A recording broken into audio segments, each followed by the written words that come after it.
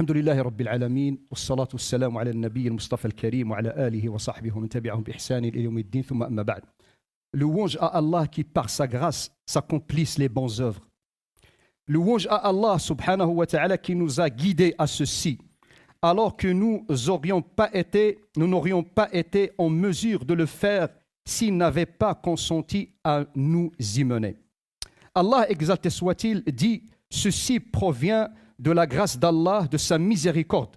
Voilà de quoi ils devraient se réjouir. C'est bien mieux que tout ce qu'ils amassent. » Et il dit subhanahu wa ta'ala, ne peuplera pas les mosquées d'Allah que celui qui croit en Allah et au jour dernier, qui observe ses prières, qui s'acquitte de son aumône légal, az-zakah, et qui ne craint qu'Allah. Ô vous les croyants, ô vous les croyantes, nous voilà en train de vivre un jour mémorable parmi les jours glorifiés d'Allah, subhanahu wa ta'ala. Après des années de patience et d'attente qui furent couronnées grâce à l'aide d'Allah et de sa bonté et suite aux efforts incesses que vous avez accomplis durant des jours et des nuits à l'inauguration de l'une des maisons d'Allah dans cette commune, dans cette ville. Qu'Allah, exalté soit-il, vous récompense amplement pour ce que vous avez réalisé pour l'islam et les musulmans, vous et tous ceux qui ont participé de près ou de loin par une large ou infime contribution de leurs biens, de leur temps et de leur soutien. Chers croyants, je vous annonce la bonne nouvelle promise par le messager d'Allah sallallahu alayhi wa sallam qui dit « Quiconque construit une mosquée cherchant l'agrément d'Allah, et Allah lui bâtira une maison au paradis. » Ô vous les croyants, ô vous les croyantes, en fait, vous avez déjà réalisé les 90% de ce projet. Et nous sommes certains qu'avec la grâce d'Allah, exalté soit-il, vous parviendrez à achever le reste dans les plus brefs délais et à œuvrer pour son extension dans un proche futur, Inch'Allah ta'ala.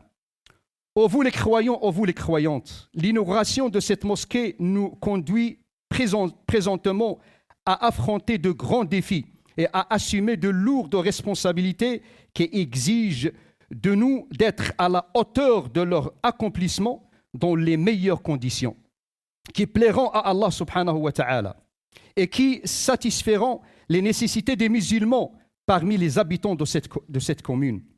Aussi, il faut souligner que la leçon qui réside derrière la construction des mosquées contribue à la formation de l'homme et l'éducation de l'homme et à servir l'intérêt public.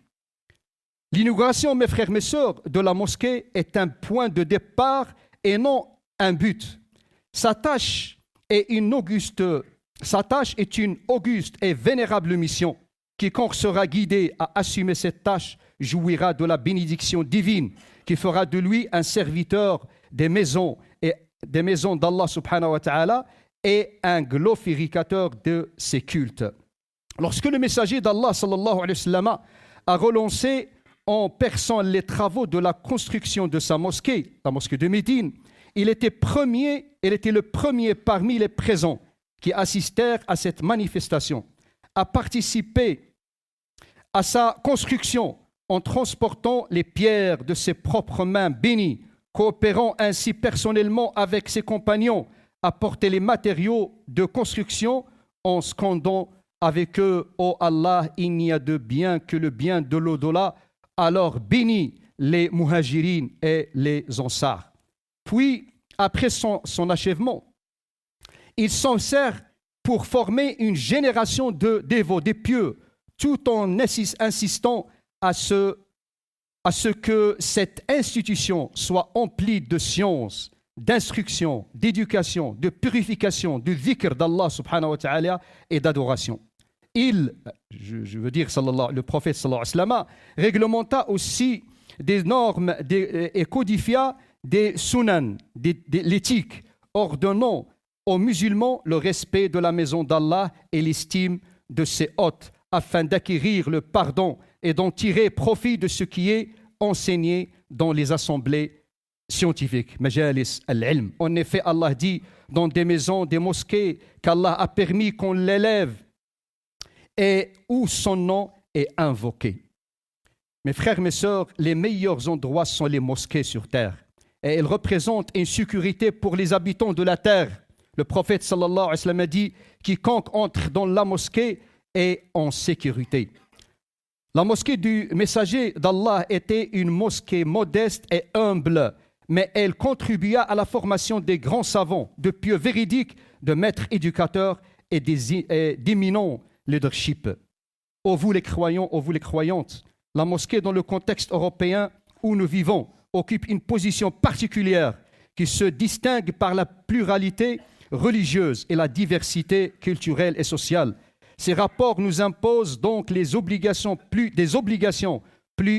amples à travers une ouverture sur toutes les composantes de notre milieu religieux, culturel et social. Car la mosquée ne devrait pas être un bâtiment clos ni une institution anonyme. Il devrait effectivement assumer sa tâche de manière transparente, connue de tous, en accordant à tout le monde le droit de regard sur ses activités. فنسأل الله سبحانه وتعالى أن يوفقنا لما فيه رضاه وأن يجعلنا من الذين يستمعون القول فيتبعون أحسنه